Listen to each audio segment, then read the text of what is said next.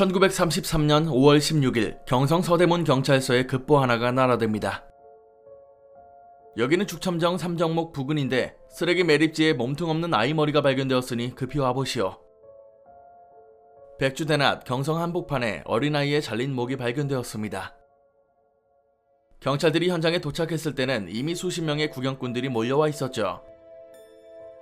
사건 현장은 참으로 끔찍했다고 전해집니다. 잘린 머리에 뒤통수가 깨져 있었으며 그 사이로 뇌수가 흘러내리고 있었습니다. 게다가 근처에 핏자국과 뇌수 조각이 널브러져 있었죠. 두개골 안쪽에는 날카로운 칼로 뇌수를 긁어낸 흔적이 보였습니다. 경찰은 즉각 사건 현장을 통제하고 서대문 경찰서 간부들을 모조리 불러 모았습니다.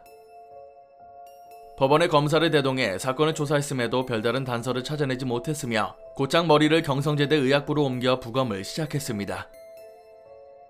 근데 말도 안 되게 하루 만에 의학부에서 부검 결과를 내놓았는데 아이의 나이는 1세이며 남자아이고 살아있는 상태에서 목을 잘랐다고 발표합니다. 게다가 범행 시간은 사건 발견 시점으로부터 10시간 이내라고 추정했죠. 당시만 해도 일제강점기였고 경성은 안전한 도시이며 이 모든 게 경찰 때문에 가능한 일이라고 선전하던 시기였습니다. 게다가 일본이 조선을 식민 통치하는 대의 명분으로 치안을 꼽았습니다. 이 때문에 아이의 잘린 머리가 발견된 건 대의 명분에 금을 가게 하는 엄청난 사건이었죠. 그러다 보니 의학부에서도 급하게 부검 결과를 내놓아 현재 경찰이 사건을 잘 처리하고 있다는 걸 보여주려고 했습니다.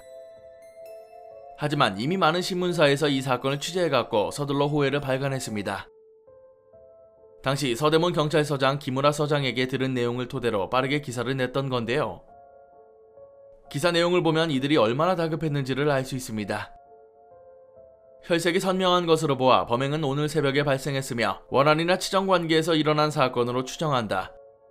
경성에서는 전례 없던 사건이며 만전을 다하여 범인을 잡으려고 한다.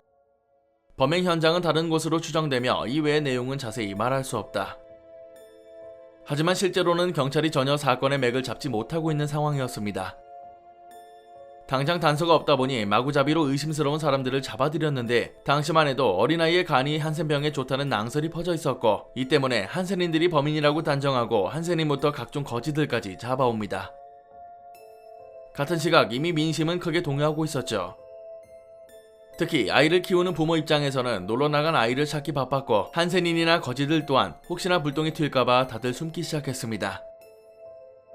신동아에서 게재했던 기사를 보면 당시 사람들의 생각도 엿볼 수 있는데요. 분명 문둥병 환자들의 짓이 틀림없다. 머리를 갖다 버리고 골만 삶아먹은 게야. 간질쟁이나 등창병자가 이런 짓을 한 게 아니었을까. 여자의 소행이 분명하다. 남편이나 본처의 원한을 가지고 이런 범행을 저지른 게야.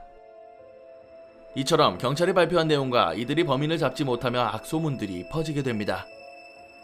세계적으로 우수성을 자랑하던 일본 경찰도 부실한 단서 앞에 속수무책이라는 평도 많았죠.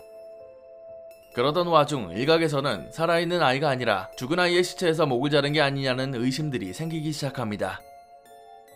이 와중에도 애꿎은 사람들을 유치장에 가두고 조사하던 경찰이 결국 죄다 삽을 들고 뛰어다니기 시작하는데요. 혹시나 죽은 아이가 아닐까라는 생각으로 아이를 매장한 공동묘지를 죄다 파헤칩니다. 그리고 사건 발생 3주 정도가 지났을 때 지금의 아현동에 살고 있던 한창우라는 사람의 1살 된 딸이 잘린 목의 주인이라는 것을 알아냅니다. 한창우 딸의 무덤을 파보자 시체에 목이 없었던 것인데 시체와 목을 대조한 결과 정확히 아이의 목이 맞았죠. 그리고 한창우 집에 같이 살던 배구석이라는 사람과 그의 친구 윤명구가 범인으로 체포됩니다. 윤명구의 아들이 소위 간질로 불리던 뇌전증을 앓고 있었는데 아무리 용하다는 약을 써도 도저히 차도가 없어서 전전긍긍하고 있었죠. 그러다 간질에는 아이의 뇌수가 특효약이라는 이야기를 듣게 되고 친구인 배구석에게 아이의 뇌수를 구해달라고 부탁했던 겁니다.